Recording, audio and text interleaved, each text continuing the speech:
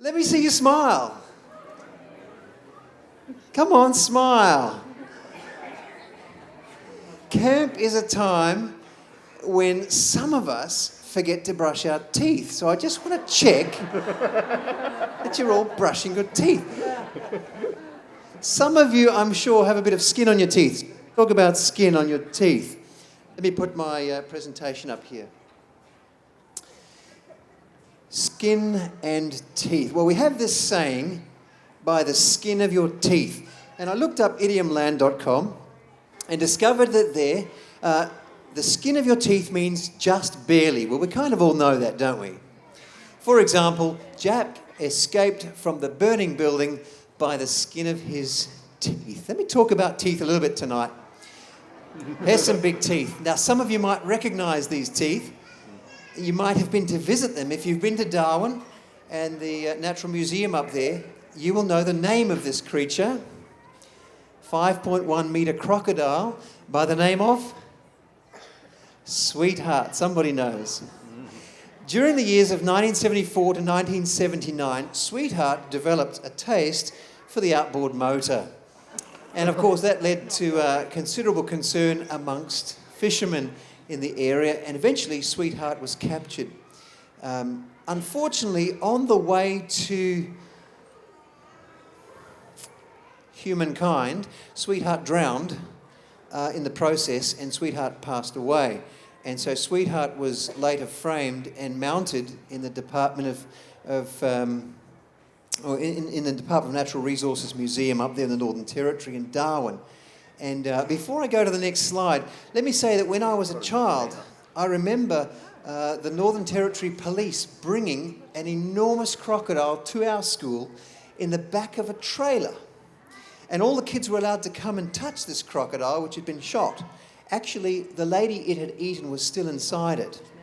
It was a terrible thing. But I remember this picture brings back vivid memories for me touching this enormous crocodile. There's Sweetheart, no longer harm anyone. Enormous set of teeth. Think about teeth for a moment. When you think of teeth, what animal comes to mind? A shark.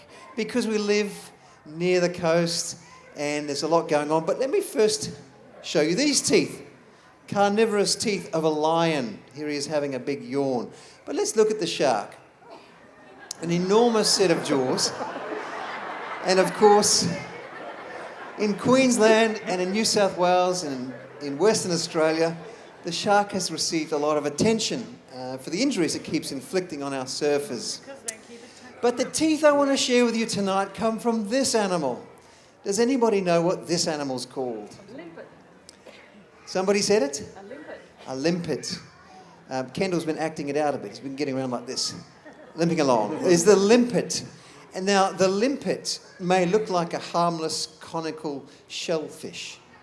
Underneath, this is the ventral view. It's a little animal. Looks very soft underneath, doesn't it? And if you were to put your finger on it, you can't feel teeth at all. It is very soft. Some people do all sorts of nasty things to limpets, but we won't talk about that. Limpets live in that coastal tidal zone where the wash comes in with the tide and goes out with the tide and the waves are breaking. And that's where they kind of live and feed. They feed on the algae that grows on the rocks. They need to be able to stick tight to the rock. They need to be fully committed and stuck. Let me show you a video of the wonderful limpet. Can you see the teeth while you're watching that, by the way? Anybody see the teeth? No, I couldn't either. I was looking. Because the limpet has some very interesting teeth. Before I tell you about the limpet's teeth, let's talk a little bit about hair, because hair will give you some idea of scale when we talk about limpet teeth. If you were to take the human hair and zoom right in deeply, closely on it, you'll get down to view something like this on the left. Then if you were to cut one of those human hairs and look at its cross-section, you might see something like the right-hand side of this picture. You probably never thought your hair could look like that, but it does. Now, the limpet's tooth is about 1/100th the diameter of a human hair. Does that sound like strong, scary teeth? Not really. In fact, you can't feel them when you touch it with your finger. But here's a real close-up on limpet teeth. Now, the interesting thing about limpet teeth is that they are the strongest biomaterial on the planet. You cannot get stronger biomaterial than the limpet tooth. Stronger than our teeth, that's for sure. In fact, it is so strong that scientists believe if we somehow learn one day to reproduce the crystalline structure of the limpet tooth, we'll be able to use it in all sorts of applications. For example, bicycle frames, car frames, even aeroplane frames. Amazing, isn't it? The limpet's teeth grip so tightly to the rock so that it cannot be washed to and fro. It got me thinking, as we think about this enormously strong material that helps the limpet to stay fastened. Sometimes our Christian experience can feel just the opposite, can't it? It can feel like we are hanging on by the skin of our teeth to Jesus Christ. And sometimes we wonder if he's hanging on to us. We're really appreciating the messages this week. I'm sure you are too.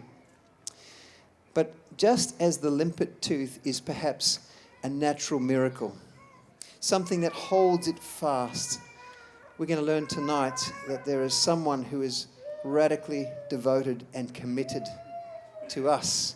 And we can rest in the way that he holds you fast. And kids, the picture on the screen, you know who this is, don't you? This is Jesus. This is the back of your cards. I'm going to take the picture off because it's a puzzle you're going to solve this week with your cards.